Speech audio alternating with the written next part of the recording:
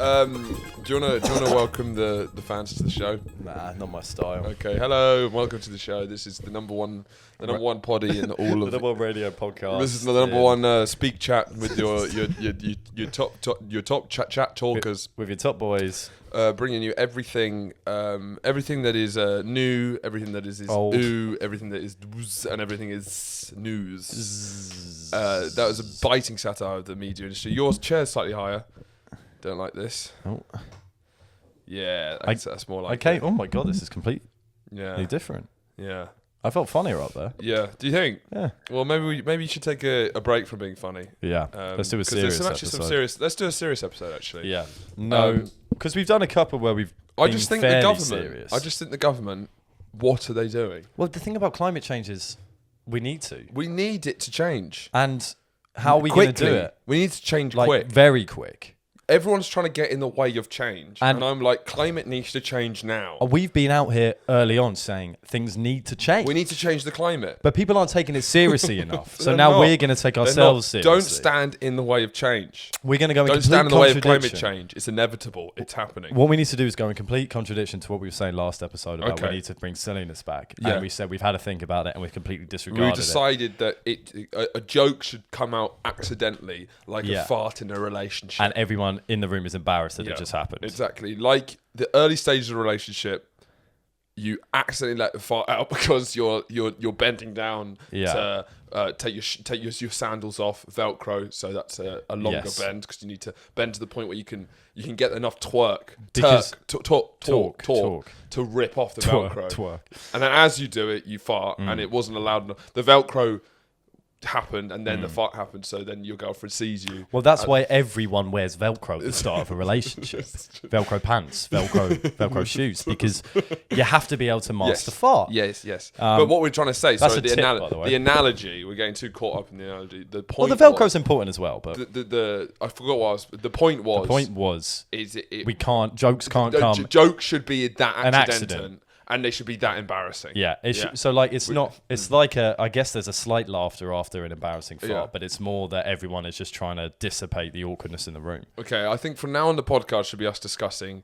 So we'll do racism, then sexism, then climate change, then transphobia, and we'll do a whole thing on it. I don't think we should do that. I think we should discuss things like how many 12-year-olds could we kill, but in entire seriousness. And then if a pun or joke happens, then we look like you've said something really shocking. No, we edit it out. Okay, so it's just this is a zero comedy zone. Mm-hmm. Nothing funny ever happens. So I'll stay down here on the chair. But speaking of comedy and stuff in our podcast, I've had an interesting selection of messages. I'm quite late to talking about this, but if you guys remember, well, I was actually going to ask a question. Okay, go on. Before we do this.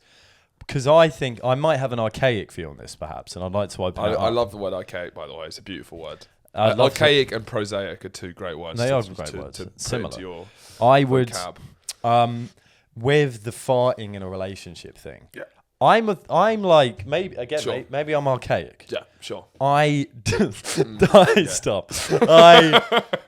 I just never. I've been in maybe like 3-4 year relationships. Never comes out. I'm kind of like let's keep it's always held up as an ideal point when you get to a marriage when one of you's having a shit and one of you's brushing your teeth. Which I don't think is ideal. I don't think is ideal. I've never been that. I'm a fun-loving guy. I think I'm pretty easygoing, laid back. But it's not just her. It's not just stuff. Sexist. We have friends who are in 2-year relationships and they kind of brag about how they're shitting. Yeah. I think we have a friend who, when he's taking a shit, his girlfriend might sit on his lap and he thinks that's like a funny thing. No, yeah, he does. You know what I'm talking about. Yeah, I do know what you're talking about because you said the exact same thing to me separately. Yeah. So, and I don't think that's acceptable. I think it's. I have a rule. Do you? No, do you? I've never. I'm actually pretty surprisingly good. I don't think I've ever farted, other than like when it's purely accidental. I think sometimes it's hard. Yeah, of course it's hard. But I've never given in, and I've never succumb to it, because I believe there should be a bit of mystery. Exactly. You don't want to just be but when people are like, I have made a rule with BB. I've made a rule with BB, which is if she farts in front of me, it's over. I break up immediately. Yeah, I didn't want to say it so explicitly, but it's just a rule just to keep because it keeps the relationship better. Ice, that's the same thing. If she accidentally farts in front of me, then I'm like, yeah, I'll start getting her things together. Yeah, as you just like immediately, just get a suitcase out. Yeah, I'll be like, all right, sorry, this didn't work out. Well, I have a go bag for them, so it's already. So it's not like they need to get everything; they can get it later. With different passports. Yeah. And a handgun. Yeah, exactly. But it's like they don't need to money. collect all their shit now. No. But they need to get out immediately. Yes. Yeah. And I presume So I'd have a go bag for me. Yeah, it's a one-strike policy. Yeah, it is a one-strike policy. And you don't want to get far so has into she never... No. Not once? Not once. Well, then, but that's the thing. Actually, I think girls are very good at it. As in... But I also think girls don't have the same gaseous internal system. Yeah, I don't think they shit like men do. I think they're baffled about how long men take in the toilet. If we're talking about gaseous... I think women in general are have a much quicker turnaround. I think we're talking about gaseous systems. You're not the best person to kind of extrapolate to the broader public. Yeah, it's true. Yeah, it's true because my systems are gaseous. But then everything you're saying rings true with me as well. Yeah, I do think women are just built different biologically when it comes to that. But then I do know some women who are severely constipated. So name them.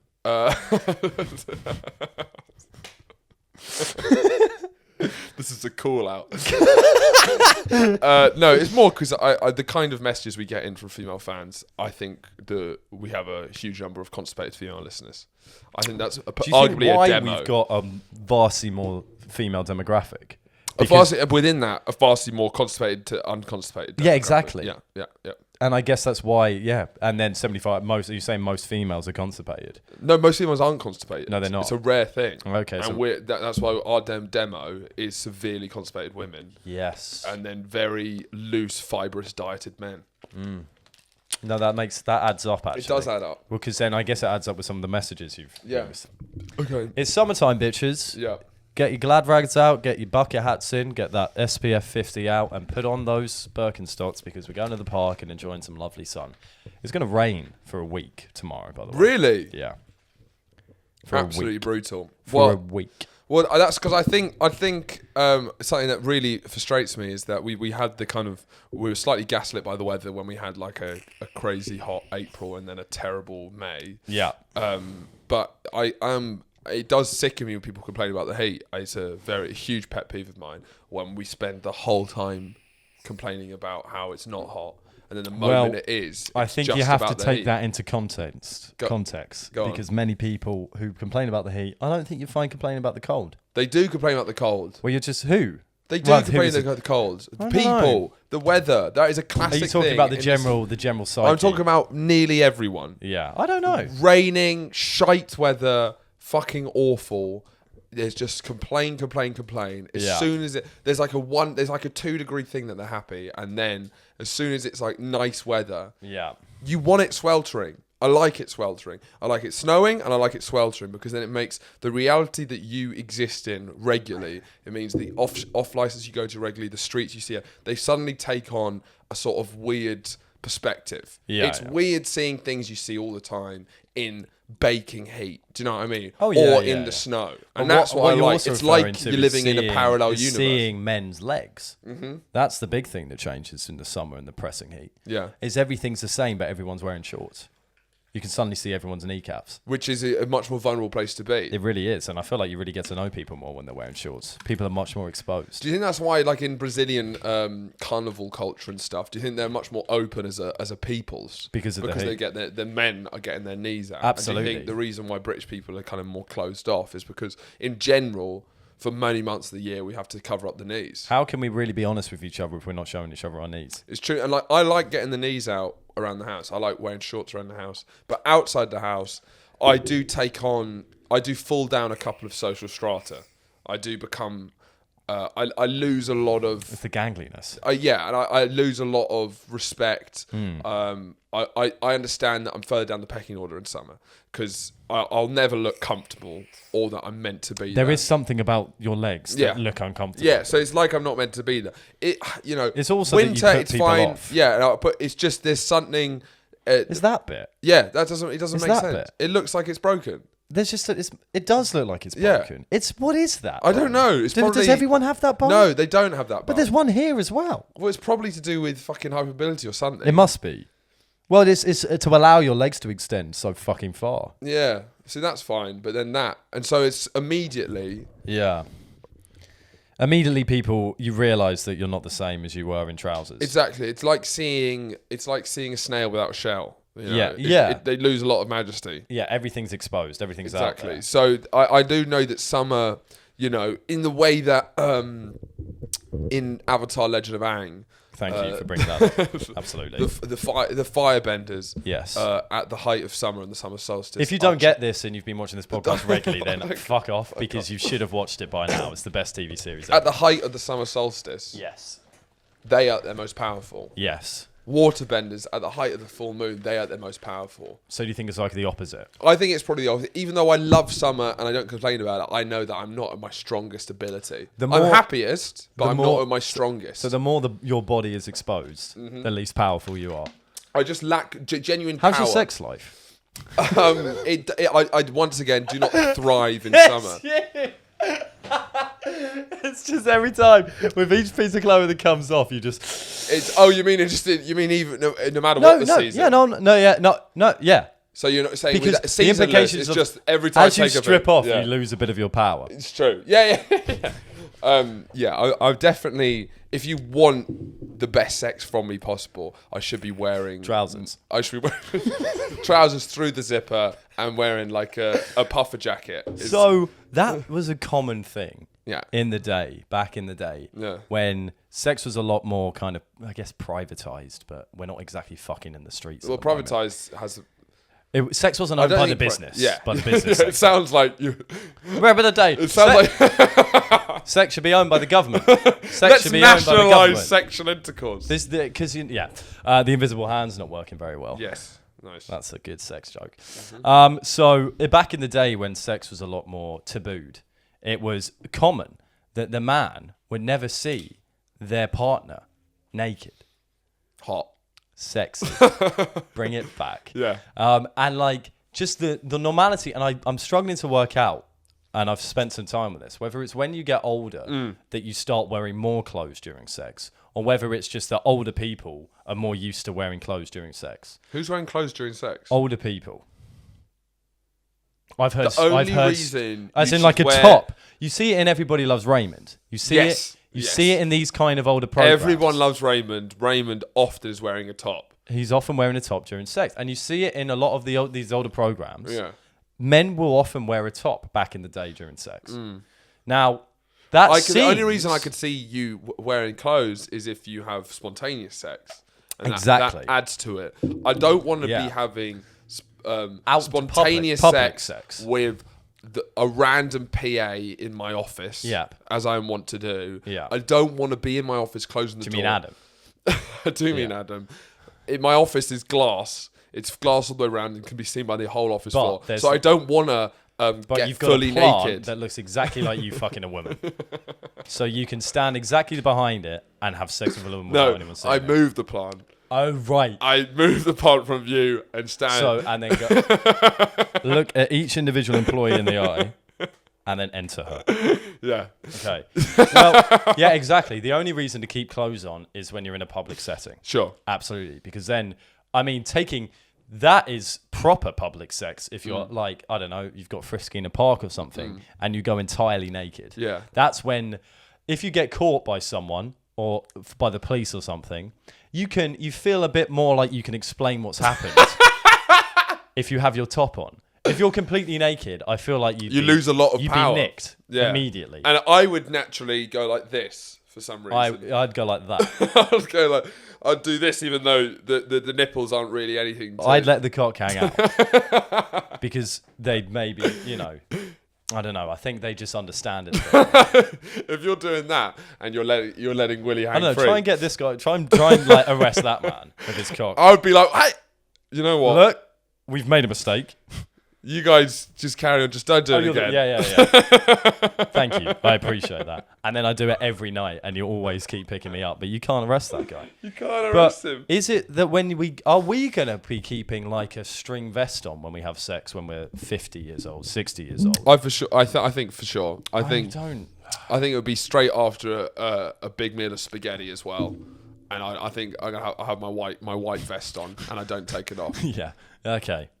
Even But though is that see due to myself- body insecurity? No, I think it's to do with laziness and the sort of Laziness sex to do becoming something that my marriage therapist has encouraged me and my wife to do to try and keep some sort of spice ratio. You should be trying to force yourself to have sex once a week is a classic marriage counsel tip. So if I'm doing that, I won't even be finishing my spaghetti. I'll be eating it during. Your shoes are still on. My shoes are still Timberland boots. Timberland, it's a muddy from your forest walk home. Yes. I think potentially something that, in Westerns and cowboy culture in general, they have those onesies they wear underneath. Yes, where there's I well, I was going to say inexplicably, but it makes complete sense. The shit flap, the poo flap, the bum flap. Yeah. I mean, that is one of the funniest pieces of clothing that's ever been invented. Yeah. Is that why do they have those? To keep them warm? But it was really hot there. I think it was pantaloons. No, that's like is it pantaloon? What's a pantaloon?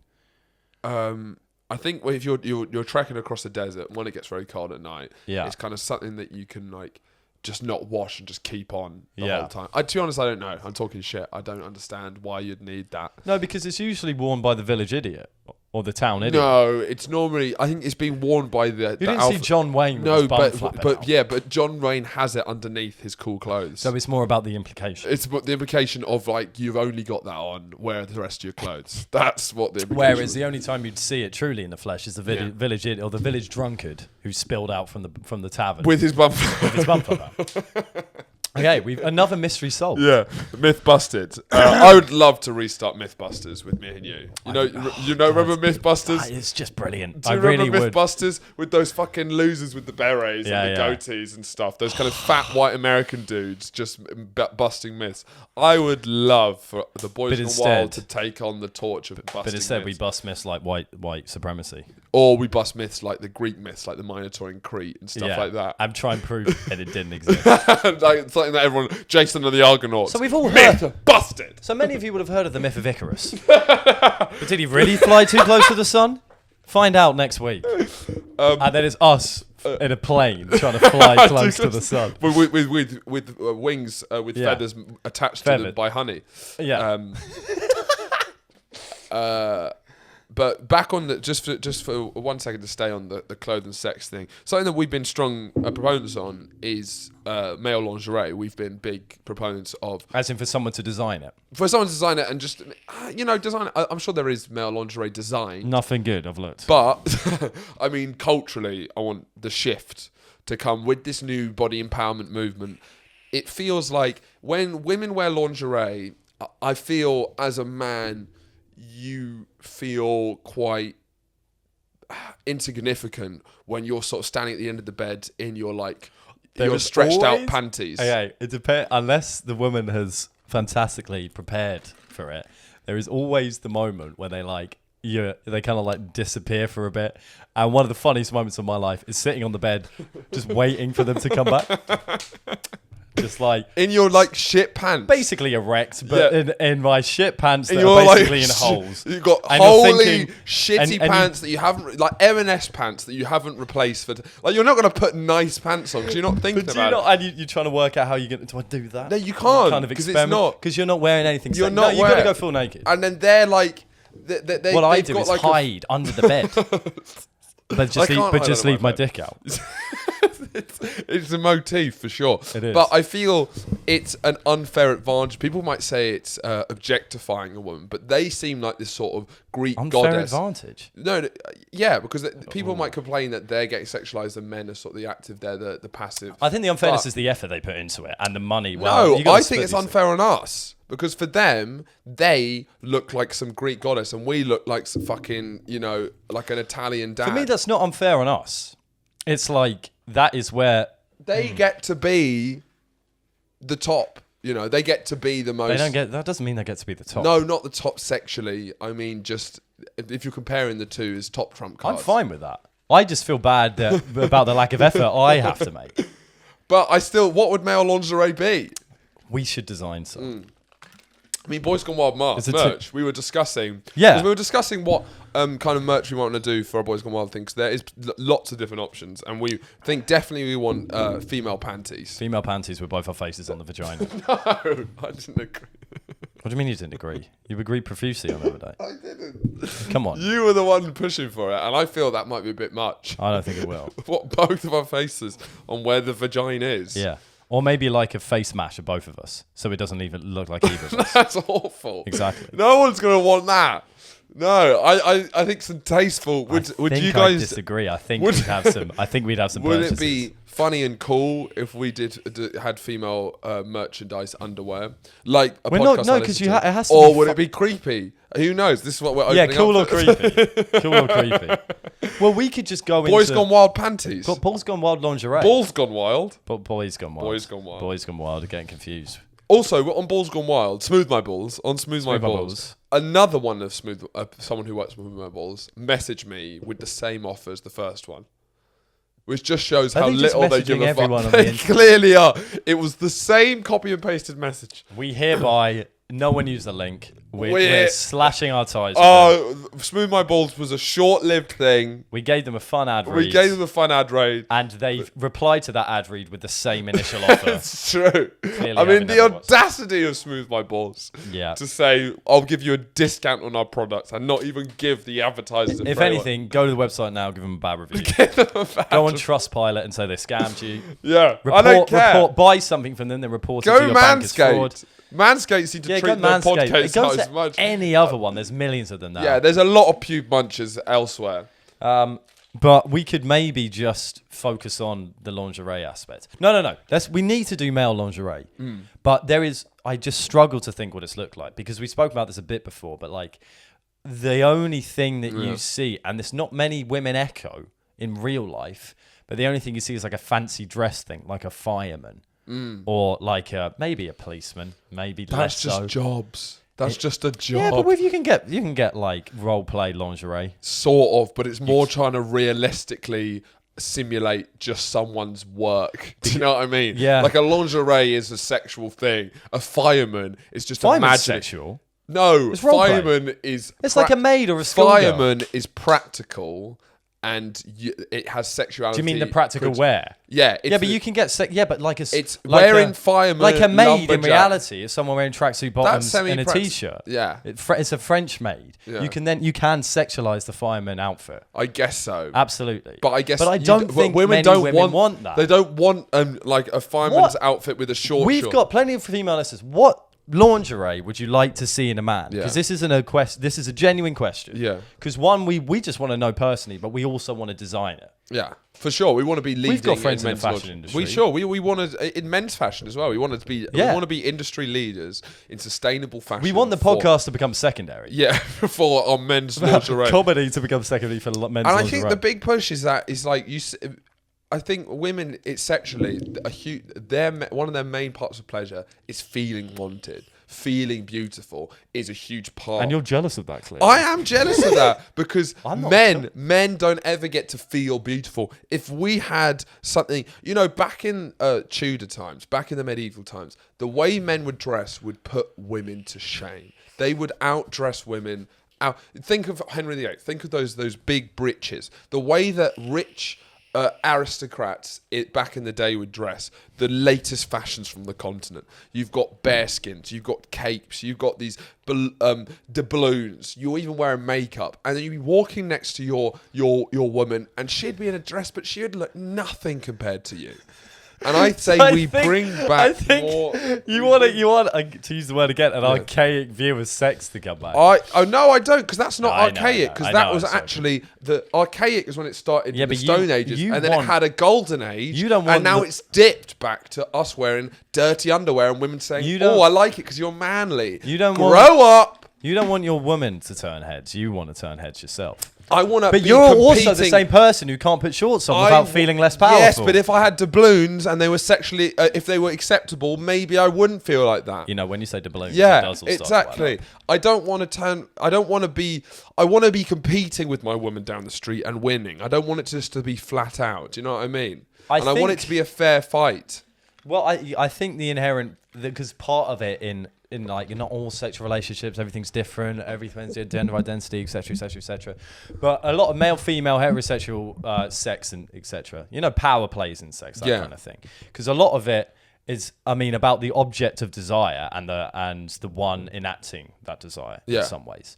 And I think like wearing lingerie or something sexy is often quite sleek. It's quite petite almost. It's like hugging because it's very revealing. Sure. So it's like hugging your curves and stuff like but that. Tastefully so. But of course tastefully. You don't want a jumpsuit with just a hole cut out Lingerie where is your the best vagina thing. is and the nipples. It's the inverse. I don't know. I'm just trying to work through the science of lingerie. Yeah. It's about the tease. I don't know There is more there, but you're not going to see it. I don't really know what it is because for me it's a fucking game changer in every sense of the world. Every sense of the word. The world. To be honest, yeah. But yeah, carry on what you're saying. So, but then with the man in order to like a male, I don't know what the male lingerie would look like because it's hard to create that kind of the same impulse that a lingerie creates in a man. For some reason, I'm thinking leather stilts. I don't know if that's a good option. What do male strippers wear? Because that's like leather chaps with no bums. Yeah. Bumless leather chaps, and you see the fireman outfit, you see the police stuff. That isn't something to sniff at. If you're going to do some like role play shit, absolutely. Well, maybe go for our kind of natural beauty in the sense that like beautiful men are often like oak trees. Maybe we're like kind of like Ents from Lord of the Rings. How about we do like crotchless panties? Sure. We do crotchless boxers. Okay. So the knob is just falling out. But I feel that's what I was saying. The issue is lingerie is teasing. Because lingerie is implying, and at the end of the day, the female body is so much more beautiful than the male body. Sure, but we can change that. We can change that. We can make the male body more beautiful than the women's body. But if you look, I think women should get more. Pure... There should be more CEOs for female. We should move all of those, but then we can take on the sexiness. That's ours now. I like the idea. You can't have it both. What, you want to be bosses and wear lingerie? No. I have zero. I don't have any. The only thing I feel is guilt about not making any effort. But then, at the end of the day, I've discussed it with different women. They're not interested. It's like, no, you don't really. Yeah. But it just feels a bit like... And that's where gay and lesbian relationships really, there's, as I've often said... Oh, God, yeah, that's great. It's often, it puts heterosexual relationships to shame because you guys are both competing on a fair playing field. Yeah, you are. When you're strutting down, you can... And also, in queer culture in general, doubloons are more acceptable. But is there because they're on the alt of society. Yeah. And therefore, you're already breaking a few taboos. So doubloons doesn't mean much difference. Yeah. Well, I mean, is there something, because that's the question, is there something inherently wrong with the idea of lingerie? No. For women? Not for me. Not in my book. Not in your book. I know there's been a pushback, but I think it's going to swing round. But I can't, that's like the one thing. I like to think, I like to think myself of a bit of a feminist and, some of these things. You're not taking lingerie away. Victorian... let's stifle female sexuality because it's it's a way of controlling them. Sex revolution. Is this a BBC bite-sized history thing? It explodes out in the 60s. Unfortunate use of the word there. It shoots out sexual the 60s. Yeah. A liberation. With that came sexual abuse that came with the kind of sexual hedonism. Me Too. It's starting to put it back in the box. And there's going to be a midpoint where it swings and we find a healthy balance. Yeah, no, I mean... Victorian sexual relationship, Me Too, and now we'll find a balance. No, but I meant, is there a kind of just the fact that it is only a female thing, and I think part of lingerie is exclusively to look gorgeous, look sexual, and it is the object of a desire. And is there, I guess it's a product of the society we're living in that happens. But then I guess what we're doing is a feminist movement by making male lingerie. That's what I'm saying. I know, yeah. I'm just make us both beautiful. Well, you're doing it for a selfish reason because you're pissed off that you're not allowed to look beautiful. Which is, in many ways, but do you have that? I don't have that impulse. No, of course not. Okay. Let's discuss the footy now. We've talked about panties long enough. Yeah, let's get into it. So the Euros are here. When this comes out, will be England versus Scotland. I know a lot of people won't care about football. I do feel confident about England versus Scotland, and the main reason is because as awful as disappointing as England are at football, seeing as there's something deep in the kind of psyche of sort of this island's relationship with the sport, which is there's a lot of unexercised demons that flare up when we face nations often worse than us player for player. Scotland will always have that worse for some reason. So I never feel more confident than when England is playing Wales, Scotland or Northern Ireland, because I know, or even Ireland, because I know that no matter how disappointing England are and how kind of nervous we fall under the pressure and how much we fall short, will never be as bad as England, Wales, Scotland, Northern Ireland for that. Yeah, I mean, I've had a rolling roller coaster with my emotions with football. Sure. In general, particularly England football. I mean, it's tough because it was when the World Cup was happening. I was really not into it in some ways. I mean, I like watching football. Yeah, but you're you had a bit of a pole up your arse at that point, weren't you? Well, but also it just wasn't the time. It's because like we're talking about when Brexit was happening and there were so many horrible nationalistic tendencies in our country. I mean, it still exists now, but we've really flared up that it just didn't. I couldn't stand up and chant England in a pub, knowing it doesn't sit right. Sure. For a lot of it, and I think a lot of times it doesn't help with these tendencies. I see it as a good way, like sport in general is a good way for countries to metaphorically go to war with each other and get out a lot of that aggression that they have inherently within human nature. You get it out on the football pitch. You get it all out there. I still think there's a lot of negative tendencies, consequences that it has. A massive national upstirring. Because you win a football game and suddenly you believe that you're a better nation for it. I think there's a bit of some people that are really into it. There's a kind of impulse within that. Maybe. I think it varies from country to country, and I think a lot of people push back on the England football team because it represents a lot of the most kind of traditional values that they kind of despise. Straight culture as well. It's just a lot of it's built in with the England football team, But I think you can make it what you want, and I think England football team is sort of the only real expression of Englishness that actually exists, because England as a country has been sort of engulfed by Britain and the Empire, so it's lost any identity. Scotland and Wales have many ways of express themselves, and in England, it's sort of people say Britain when they talk about England, and England as a thing is kind of a weird entity. And the only way that it sort of comes out uniquely is in sport, in football, cricket, and rugby. Because it is weird that because splitting it up in the nations of the UK for football doesn't. Team GB feels like a lot more wholesome kind of team, and I guess it's because we have Scotland and Wales and Northern Ireland included in it. But at the end of the day, that's the most clear link to the British Empire, Great Britain, rather than like England. For some reason, the British flag is far less racist than the English flag. Yeah, when it was England, the one that was flying around the world after having been dominated in colonisation. Yeah, England flag was waved when they were fighting medieval France, and that felt like a pretty fair fight of white cunts. Yeah, it's kind of fair enough. Yeah, it's like you're both just like dickheads who want more land. Yeah, want more land. But then the British Empire, when it was like inventing scientific racism, that felt a lot more sinister. But it's seen as this sort of global, slightly friendlier. It does. Well, maybe it's not global. Maybe it's just how we perceive it because of Team GB. Yeah, it's true. The Olympics seem like a lot more wholesome event as well. Yeah. Everyone loves the Olympics. And also England football fans, But, there's something... I do just believe it's like... It's not about better or worse or thinking you're better than this, or it's about place and supporting where you're from.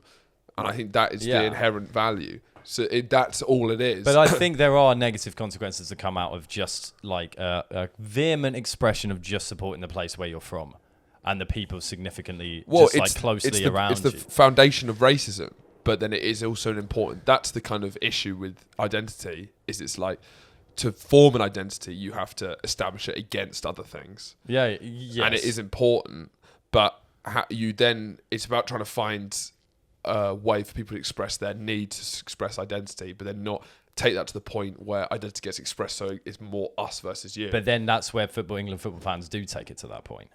Yeah, it's true, but I feel you can't really suppress that, and suppressing it will make it worse. And I agree. I feel a way you can progressively, Yeah. And I think it's really important to have. It's such a there's no real English consciousness. And so to have a place to express something with football fans from different... And also, insanely, because of our record in football, international football, it's one of the only places where we're the underdogs in things. Well, it's underdogs, but we're underdogs in the sense we underachieve. Yeah, that's it. We haven't won a tournament since 1966. Yeah, and this is like the weird thing. Underdogs. But this is the weird thing, which is like it's deep in the kind of English historical like myth, which is our obsession with underdog. Where, if you think about it, Britain had geographically the biggest empire that has ever existed, but the battles and wars you'll always hear about are things like Agincourt or stuff like that. And it's like, I find it kind of interesting how we're always obsessed with that. And the English football team, football was invented here. We should be the best at it. We've been playing it the longest, and somehow we find a way to be up against a tiny nation. To fuck it. Do you know what I mean? But then I think it's just built into... So it's the underdog. Well, you can't deny there's an underdog element when you haven't won when you're a good team that hasn't won... Well, traditionally, all of those things that go into it, but you haven't won a tournament since 1966. Yeah. But I think it's a combination Only 9 countries have won the World Cup, so it's still impressive. Yeah, but still, with having all those things, you should be doing better. And the teams definitely. We've had, we should be doing better. But... I think it's a combination of an underdog aspect, but also kind of like this idea that we deserve to do better. We should be doing we should be doing better, and we deserve to do better because we invented football. Sure. Football's coming home, etc. We have great players that play well. Yeah. Everywhere but England. Yeah. Was that the? Did you have something else to say? No, that was it. You sound like you were leading to... No. I was saying, it's a combination of that underdog aspect. But then I find there is being something... There is like quite a like weirdly moving tragedy to the England football team and England as a nation. There is like a... when we reached the semi-final against Croatia last year, when it was that kind of crazy summer in this country where everyone was getting giddy because it was like it really felt like we could reach the final. That first goal went in, and for basically the entire tournament, it's never happened in my lifetime. Every game just sort of worked in our favour, and I never really, after the Colombia penalty shootout, Sweden, we breezed past them, and that just never really happened. There was just a feeling of like, this has never happened with England. And then as soon as the second goal went in for Croatia, it was heartbreaking. I remember just seeing a lot of grown men cry, but then I weirdly felt at home because I was like, this is supporting England. I don't know how. There's like a I don't think we know how to handle winning. It just doesn't. Yeah, that was it. And as soon as we had a lead and lost it to a much smaller nation, I was I felt coming home. I completely agree. And there's something, there's a sort of slightly kind of graceful tragedy to the... There's so many sports England do and have invented, and it's like we're one of those sporty countries in the world, but there's no sport we care about more than football collectively. There's so many sports, and I don't know if there's any country in the world, and I actually say this, it might sound naive, but I genuinely don't know if there's many countries in the world who want to win a World Cup as much as us. I think the passion is so strong here. Just even seeing when France won the World Cup, it was huge celebrations. But if England won the World Cup, people would go and it's just the passion here is so, and then constantly being let down when we have all of the reasons to do it. Well, it only increases that pressure. It increases that pressure and that feeling of before every tournament, it's happened this time. We have all the players, we get excited. I'm not sure maybe it would be this time, and then it never works out. I'm not sure it would be as big as we think it is because I think we'd win. We'd feel sad, and everyone would just kind of be like, "What the fuck just happened?" And we wouldn't really know how to process it.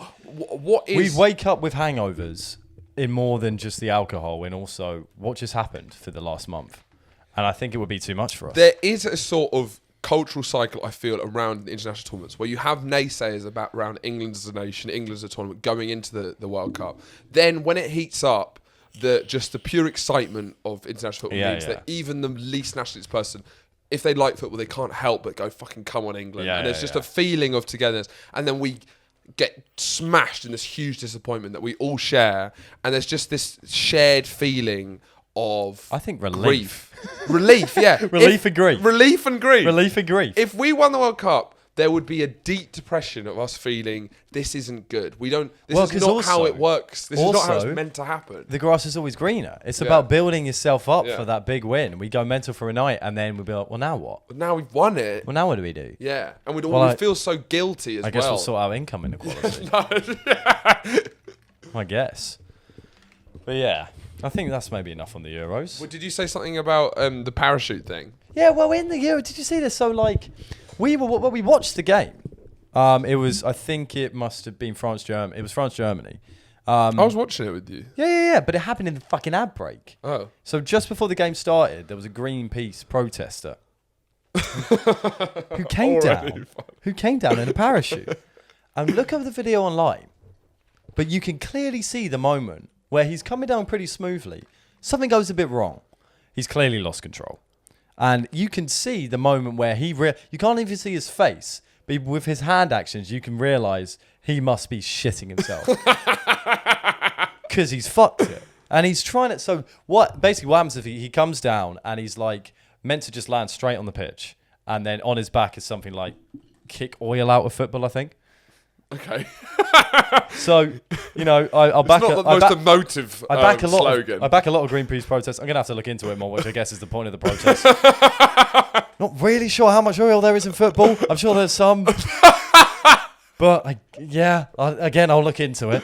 But, so he's coming down, or she is coming down, flapping about, and then is clearly going into the stand. He was a bloke. It was a bloke. I don't care. It's just a man who does. I'm sorry. It's bad.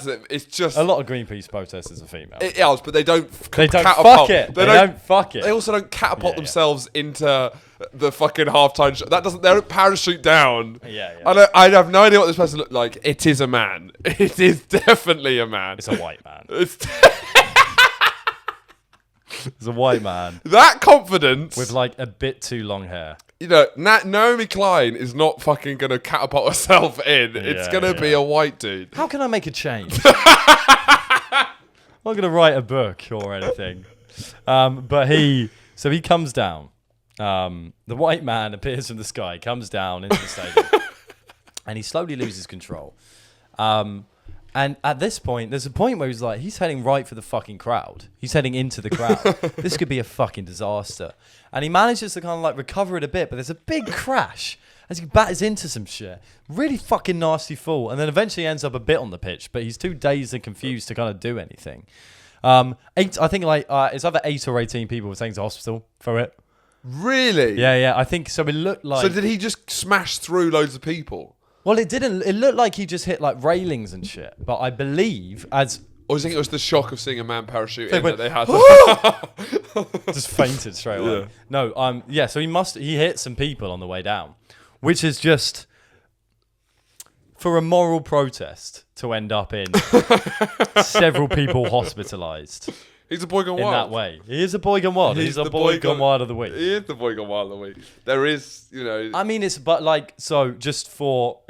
comment on the Greenpeace protest or anything. It's to comment on, look at that video at the moment where he realises he's fucked it. And it's hilarious. Yeah. Once you realise that, you know, no one's died from it. Yeah, but it is a part of modern protesting. There is a sort of awkwardness.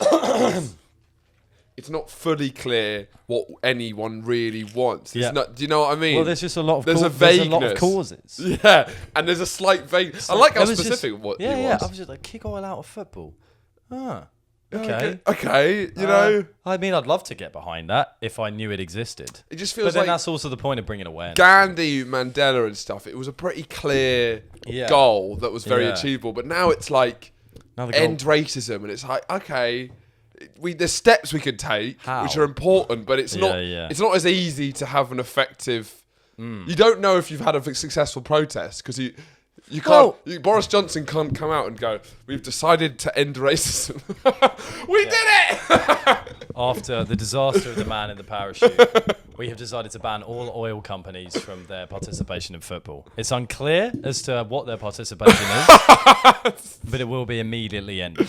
Or just be like, and we decided that the planet there's no more climate change. Yeah, you got to back this stuff though, because you just got to keep. Oh, definitely. And I'm just saying that it's the problem with the modern era of protesting. Is it is more complex issues and just weirder. There's more protesters than ever, so the value of protesting's changed a lot. Yeah. You know? It's no bread riot. Do you know what I mean? Yeah, it's like, because bread rioters go out and say, can you decrease the price of bread, please? That was it. And these peasants who can't read, they live their whole life, they live to the age of 35, they've got nothing in life, apart from they know that bread is too much. Yeah. A clear goal, and that was sadly one of, part of the hilarity of history is like, you would never see riots being responded to in a tougher manner than the bread riot. Or things like that. It's brutal. Like, you talk about racism, all this stuff, but like, oh, sorry, they used a power hose. It's like, these guys got slaughtered. Yeah, these guys got murdered on site because they went with placards saying, "Can you please decrease the price of bread?" And the king went, "Kill all of them." Kill all of them and hang their bodies up in the streets so we don't get any more bread protesters. Bread prices are bread prices. And you best be remembering is that you from the battlements? That's me as the king who stands up. Kill them all. Bread prices are bread prices. And the protesters are like, oh, for fuck, as they're being murdered. Great. There was also an addition to the Cummings story that I know. Yeah, there was. So like, what just happened? You're kind of like the Cummings correspondent. I am the Cummings correspondent. I was going to say in more than one way, but we won't. Let's not dive into that. What do you mean in more than one way? It was a sexual joke. I thought it was a sexual joke. Sexual pun. But can you actually flesh it out in detail? Flesh it out. So you referred to me as the Cummings correspondent, and you said refer it, and I said in more than one way. What was another way that you could be the Cummings correspondent? In Andrew one Cohen? way, I am the Cummings correspondent because I take an interest in what Dominic Cummings says. That's what I implied in the media. But what did you mean? In relation to any ejaculation that I or people around me might so would you say enact you're kind of sort of implying that you're so freely come all over the place. Well, you could potentially have a fun nickname being the Cumming correspondent. Well, I see it more as covering other cums, or including mine, like covering other cumming that happens in my general area. So you're corresponding on the cum in the news. Okay, good. I mean, I guess so. Yeah. Not entirely fleshed out. Well, you could be a Cumming correspondent. I could be one who's always... And we're going down to Andrew on the scene. There's been a terrible fire. I'm standing here with... How do you feel about that? It's been a terrible disaster, hasn't it? And so that was the Cumming correspondent. So we could be that, yeah. That was fun. But anyway, there was a lot of shit thrown at the wall. 2 weeks ago, whenever the fuck it was, and there was a lot of chat. Is this man going to be able to substantiate all of these lovely claims, all of these beautiful, beautiful, fantastic claims? And today he posted something on his blog. Today is Wednesday, not Friday when it comes out. He posted something on his blog. He did a big blog post, but in there was screenshots of his WhatsApp messages, which is great enough. Who gives a shit what they say? Because you see a WhatsApp group that says Boris, Matt, and Dom. It's absolutely insane. That's Boris Johnson, Matt Hancock, the WhatsApp group. People use WhatsApp more than I think. That's what the top people use WhatsApp groups. Fucking some of the WhatsApp. The England Euro squad all have a WhatsApp group. Yeah, and just seeing like Matt, and that's Matt Hancock. Do you think ISIS members have WhatsApp groups? The amount of people who must have WhatsApp groups. Yes. The biggest names. Kanye and Jay must have, not Jay-Z, but you know. Not what Kanye and Kim must have a family WhatsApp group. They will do. Yeah, 100%. And it's just, to actually see just a message from it, it's just great. Yeah. But he had the group at the top. Donald Trump's in a WhatsApp group. Of course he is. And he's just... Imagine Donald Trump. It's Donald. It's great to see. Like, it's one of the first kind of incidences where we've really seen. I completely agree. So within that, he posted a screenshot from his messages of Boris Johnson. Again, it's just coming up with Boris. And it's him explaining the situation. There's one with him and Matt first, and then it's like Dominic doing this whole paragraph about how we're fucked with ventilators and stuff like and PPE. What's his spelling like? Is it pretty good and formal? Amazingly, it's pretty abbreviated. Okay. So he often ends a text with THX. Okay. So that's thanks. Yeah. So there's one with him doing like a big précis of the issues that are facing it, and then he does a whole spiel about we need to get the best people in there, basically, but kind of gives the whole thing of like, because we need scheduling or something. It's like really like niche, detailed government kind of stuff. But that you need the best people in there because of scheduling, and you're gonna have someone who's really good can do it 100 times faster than someone that's just good. Well, that's kind of Dominic's. That's his big thing. That was his big thing. It's about smart people better than dumb and people. And then Matt Hancock replies like, "Yes, we do need the best people on it." Okay, I like that. That's great. And I think that's because he clearly was Cummings using that as figure one of Hancock's an idiot, or were you pretty much? Yeah, pretty much. He was because he only posted a few screenshots, like 4 or 5. Okay, and that was I mean, in there. there's probably a lot of things. That's not too incriminating. No, it's not incriminating. That was just a fun start. That was the first one of just like, yes, we do need more people. Yes, we do need the best people on this massive global pandemic. But there were 2 different... Hancock, Cummings, Johnson. Oh, what just happened? Hancock, Cummings, Johnson. Have we all discussed this? The country's run by a bunch of perverts. That is the most... Why have we not... That's astonishing. Hancock. Because you can even... Cummings. Hancock. Hancock. You calm at your Johnson. Cummings, self-explanatory. We've already been through it today. Johnson, like a dick. Dick Johnson. Big old Johnson. That's absolutely absurd. It is like a satire written with this kind of subtle thing of their... Just like all got like a dumb Dickens Easter egg writer's joke of having all of their names are a pseudonym for a penis. Or an act of a penis. Hancock, Cummings and Johnson. You know what? I don't really know what to do with it. It's fucking ridiculous. We're living in the strangest of times. We're run by a bunch of penises. It's astonishing. It's made me forget my point. It's a penis party. It is a penis pie. And then the other screenshots. So then the other screenshots were two from one, I think, two from them were private, just Dom and Bo. And they were about, so Dominic would explain the situation with, it's mostly to do with PPE, I think, and ventilators. And then Johnson replies, because he uses the same word, which I can't remember exactly right now, but he says, what a fucking moron, but it's not moron. Did you say fucking? Yeah, fucking on both occasions. He called him a fucking, let me get it up, because it's just, it'll be literally on BBC News. Hopeless. He's fucking hopeless, or like this is fucking hopeless. He says this is fucking hopeless, or I think, and then when Cummings is actively talking about Matt Hancock, he said he's fucking hopeless. Wow. So what does that mean, and what's Cummings' implication? It means that there was a bit of pushback after he did the interview about whether he was able to substantiate the claims, and I mean there were vastly more important claims in it. And to be honest, this is a mechanism that can happen because, there's been a lot of focus on Matt Hancock, and it's great to focus on Matt Hancock because he's a maniac. But at the end of the day, what that's going to do is replace an individual from a specific role in government. So, in a way, the Tory apparatus should chuck Man Hancock. They should chuck him. Funny. They'll end up. What will happen? I guarantee Man Hancock. Boris Johnson can't because he looks incompetent. If his head of health, health secretary in a global pandemic was incompetent, that you look like an incompetent. So is that leader. why, even though he thinks he's fucking useless, he's just going to keep him on to the Absolutely. end? So when there's a next, absolutely, apologies. When there's a election, which the Tories win, I'm sure, but he will replace. Fingers crossed. Here's hoping, baby. He will replace, and you can quote me on this. He will replace Hancock as soon as he has the opportunity. He might even do it after the inquiry for COVID.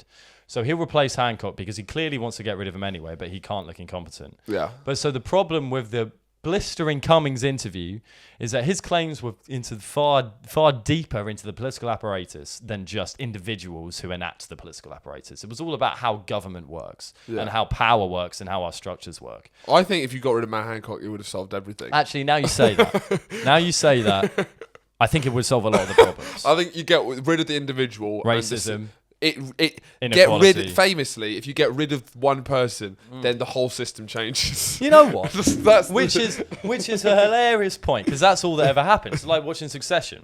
Yes. So, but just like the desire for a head on a stick after a fundamental systemic failure. Yeah. You get a head on a stick, and then that appeases the thirsty appetite for blood from the media and the public. Yeah, but in reality, rotten egg, rotten apple, bad apple, rotten egg, bad apple. Rotten egg's more like you smell like rotten egg. Bad apple. A bad apple. You get rid of one bad apple, you solve the system. But that's we've become acclimatized to. Oh well, he's gone, so everything changes. Yeah.